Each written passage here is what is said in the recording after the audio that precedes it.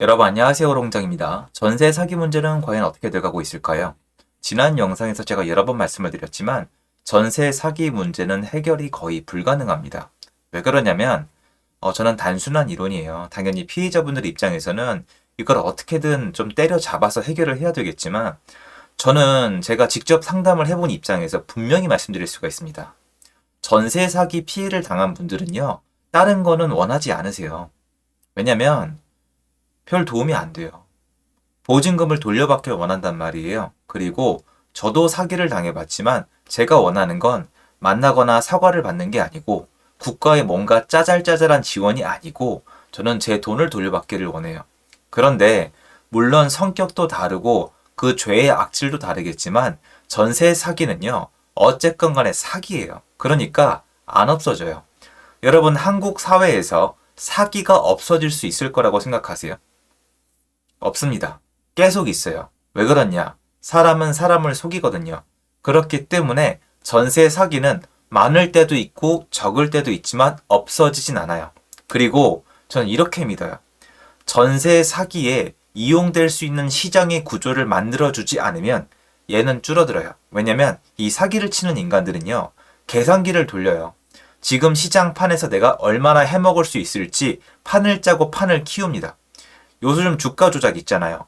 판이 너무 좋았으니까 한 거 아니에요. 딱 조건에 맞는 주식을 가지고 작업을 했잖아요. 팀을 꾸려서 구조를 꾸려서.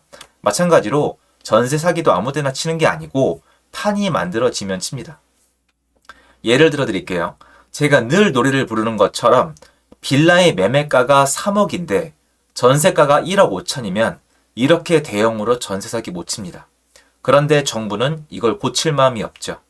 전 정권이 이런 시장을 만든 걸 비난을 하고 국민을 설득을 하고 1년 전부터 노력을 했으면 지금은 좀 나아질 수도 있습니다. 그리고 이에 해당하는 비난을 상당 부분 비껴갈 수 있었는데요. 당연히 비껴가지 못하고 있습니다. 그리고 이 비껴나가지 못한 이 부분이 저는 이번 시장의 반등의 실마리가 될 수도 있다고 생각을 합니다. 해당 부분 같이 한번 보도록 하시죠. 시청하시기 전에 구독하기, 좋아요, 멤버십 부탁드리고요. 멤버십은 매주 토요일 라이브를 진행하고 있습니다.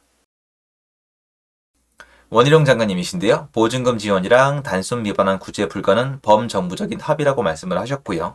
이 시간 끝나고 바뀔 거 없다. 그러니까 집단적으로 여론몰이 하지 마라. 눈 하나 깜짝 안 한다. 그리고 미반환 예상되는 가운데 갭 투자는 사기다. 제도 자체에 손을 댈 것이라고 말씀을 하셨습니다. 참 웃기죠. 제도의 자체에 손을 대겠다. 그러면 이건 무슨 뜻이냐면은 전 이렇게 들려요. 판을 더 키우시겠다는 거예요. 뭔가 바꾸면 부작용이 어마어마하다는 거 우린 지난 5년 동안에 무지막지하게 봤습니다. 사실 지난 1년도 포함을 해야 되니까 6년이죠. 그런데 이거는 전 예상했던 거예요. 원희룡 장관님께서는 본인이 이제 지난 정부의 부동산 정책을 승계했기 때문에 시장 자체의 문제에 대해서는 언급하실 마음이 없어요. 그리고 시장 자체의 구조를 바꾸기에는 이미 늦었어요. 시장 자체의 구조를 바꾸려면 지난 1년 동안 본인이 하신 얘기를 완전히 갈아엎어야 돼요. 제가 말씀드렸죠. 제가 한 얘기 정부에서 절대 안 할 거라고. 제가 말씀드린 부분 정부에서 절대 못 할 거라고 말씀을 드렸죠. 제가 말씀드린 게 뭐냐고요. 이런 전세 사기판 자체를 없애고 싶으면 매매가를 올리든 전세가를 내리든 해야 되는데 첫 번째 단추는 무조건 다주택자 양성이에요. 전 지금 다주택자라고 부르고 있습니다. 그런데 정부는 다주택자가 아니라 투기꾼, 갭 투기꾼이라고 부르고 있습니다. 이게 이걸로 표를 얻고 있었는데 했던 말을 정면으로 바꿀 수 있을까요? 이미 늦었다고요. 정권을 가져왔을 때 처음부터 했어야 됩니다. 그런데 제가 아까 말씀드린 것처럼 시장 반등의 실마리가 될 수 있는 부분을 말씀을 드릴게요. 원희룡 장관님은 놀랍게도 비난을 많이 받지 않으셨어요. 물론 힘든 일이 많이 있으셨겠지만 다른 사람들에 비해서 예를 들어 볼까요? 윤석열 대통령님 아니면 한동훈 장관님 생각해 보시면은 비난을 절대 많이 받은 케이스는 아니에요. 그리고 갑자기 오세훈 서울시장이 갑자기 조용하시죠. 그런데 이제 비난을 받기 시작하시면서 좀 당황하신 것 같아요. 그리고 지금 원희룡 장관님의 어떤 메인 이슈는 제가 지난 영상에 말씀을 드렸는데 첫 번째 스텝은 뭐냐? 전세 사기랑 보증금 미반환 사건 사고를 분리를 해야 돼요. 왜 분리를 해야 되느냐? 정치적인 엔지니어링이에요. 뭐냐면은 전세 사기랑 보증금 반환 사고가 맞물려 버리면 본인의 책임이 들어가 버려요. 이건 감당이 안 되죠. 총선 다가오고 있는데 너무나 중요한 시점이 다가오고 있단 말이에요. 그러면 여기에 말려 들어가면 안 되기 때문에 얼른 발을 빼야 돼요. 그러면 야, 나는 전세 사기를 처분한 거지 전세 시장 자체를 망칠 마음은 없었다라는 걸 보여줘야 돼요. 그럼 어떻게 하면 될까요? 전세 시장이 망가지는 걸 늦추거나, 막는 게 아니에요, 여러분. 늦춰도 되는 거잖아요. 시기가 정해져 있으면. 늦추거나 조금 완화시키면 됩니다.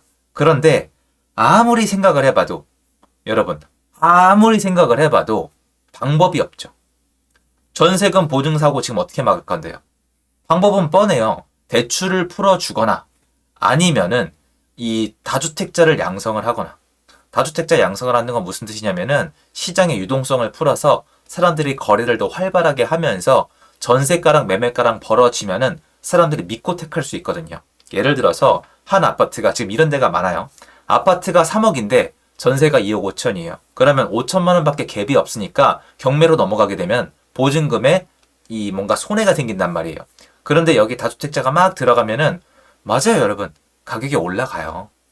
3억, 3억 5천, 4억 올라가는데 다주택자가 투자로 사니까 사서 전세를 놓으면 어떻게 됩니까? 집값은 3억 5천, 4억으로 올라가는데 전세는 2억으로 떨어져요. 그럼 전세가 2억이고 매매가가 4억이면 어떻게 됩니까? 사람들이 믿고 전세를 택할 확률이 훨씬 더 올라가죠. 왜? 경매로 넘어가도 전액 보장받으니까. 이걸 상식적으로 알고 있으니까 예전에 비해서 공포심이 훨씬 덜하단 말이에요. 그런데 이거를 할 수 있을까? 없다는 겁니다. 그러면 원희룡 장관님이 택할 수 있는 거는 지금 일단은 하나밖에 없어요. 놀랍게도 임대인 보호예요. 또 단어가 바뀌었죠. 다주택자, 사회악, 투기꾼이 아니라 임대인, 아마 선의의 임대인, 선량한 임대인 이런 얘기가 나올 겁니다. 그런데 기사를 보고 깜짝 놀랐습니다. 정말로 나왔습니다. 중장기적으로는 깡통 전세가 나올 수 있는 제도적 환경을 고치는 큰 틀의 제도 개선도 고민하겠다고 밝혔다. 이게 뭘까요?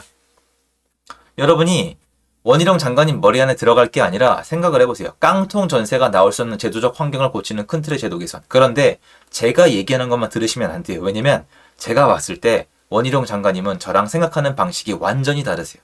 또 뭔가 규제하고 틀어막고 이럴 수도 있는데 그 부작용이 되게 심할 수도 있어요. 장기적으로는 수급을 더 망쳐놓겠지만 지금 빌라 시장이 파괴가 되는 게 아니라 정말 이 주택 시장 전체에 대재앙을 만들 수도 있는 분이라고 저는 지금 느끼고 있는데 아무튼 간에 이건 지켜봐야 되기 때문에 몰라요. 그런데 이 고비를 수습하고 나면 갭 투자나 보증금을 일단 다른 데 쓰고 다음 임차인에게 돌려받는 제도 자체에 손을 댈 생각이라고 말했잖아요.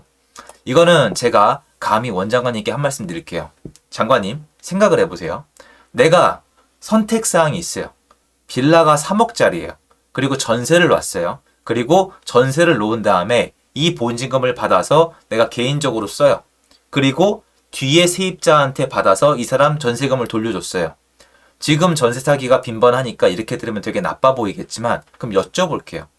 전세금을 받아서 쓸 게 아니면 전세를 왜 놔야 하죠? 이게 전세를 놔본 사람만 아는 거잖아요. 내가 3억짜리 집이 있는데 여기에 내가 안 살아요. 그럼 2억이나 2억 5천에 전세를 놨어요. 그럼 2억이나 2억 5천으로 내가 쓸 돈이 있어야 되는 거잖아요. 그러면 이렇게 생각하세요. 야, 그러면 세입자 만기에 맞춰서 다시 꺼내와. 죄송한데요. 사업을 해보신 분이나 투자를 해보신 분들은 현실적으로 이게 어렵다는 걸 알 수가 있습니다. 물론 가능은 해요. 어떻게 하면? 대출이 풀려 있으면. 대출 막아놨잖아요. 어떻게 하라는 겁니까? 사업을 해보거나 투자를 해본 분들, 이분들이 지금 전세를 제공하고 있는데 여전히 이분들의 입장은 완전 무시하고 있는 겁니다. 그런 동시에 이런 얘기가 또 나옵니다. 선량한 임대인들에게 대한 지원과 구제를 어떻게 안 어울리지 않아요, 여러분? 솔직히 얘기해서 선량한 임대인들에 대한 지원과 구제를 어떻게 어느 타이밍에 어느 정도로 해야 할지 다음 과제로 고민 중이라는 얘기를 하셨는데 장관님 안 어울리십니다. 네, 안 어울리세요. 그래서 이 다음 대책은 뭐냐? 아마 대출을 풀어주거나 임대인들이 망에 나가 떨어지는 거를 막아주는 건데 여러분 생각하시기에 갑자기 원장관님께서 이렇게 하실 스타일이에요? 이렇게 할 이유가 있어요? 여태까지의 흐름과 맞아요? 맞지 않는단 말이에요. 그럼 왜 이렇게 하느냐? 아까 말씀드린 거예요. 전세 사기랑 보증금 반환 사고랑 나눠야 됩니다. 이게 말려 들어가면 본인에게 최악수가 될 수 있기 때문에 임대인이 망하는 걸 막아주면은 이걸 늦추거나 완화시킬 수가 있습니다. 그러므로 지금 시장에서 금매를 제공하거나 망해 나가는 임대인들에 대해서 보호막을 싫지만 만들어줄 수밖에 없는 구조로 가고 있다는 거예요. 시장은 아파트를 기점으로 이미 회복을 시작을 했고 전세 시장도 회복의 초기 단계를 밟고 있습니다. 전 현장에서 느끼고 있는데요. 지역별로 다르고 거래량도 아직 별로고 시장도 절대평가를 하자면 아직 좋지 않습니다. 하지만 이 와중에 금매가 팔리고 금매를 다시 내놓는 이유는 뭐냐면 임대인으로서 상황이 너무 안 좋은 분들이 1년 넘게 쌓여져 왔기 때문이에요. 이분들이 만약에 뭔가 선택사항이 생긴다면은 시장에 있어서만큼은 금매를 상당 부분 없앨 수 있는 그런 요소로 작용할 수 있다고 저는 생각을 합니다. 그래서 앞으로 장관님께서 어떤 걸 발표하실지 좀 눈여겨봐야 될 것 같습니다. 아무쪼록 시장이 좀 정상화돼서 매매를 택할 사람은 매매, 전세는 전세, 월세는 월세 이렇게 주거 선택의 자유가 제발 좀 보장이 됐으면 좋겠습니다. 제 영상 여기까지입니다. 도움되셨으면 좋겠고요. 좋은 하루 되십시오. 감사합니다.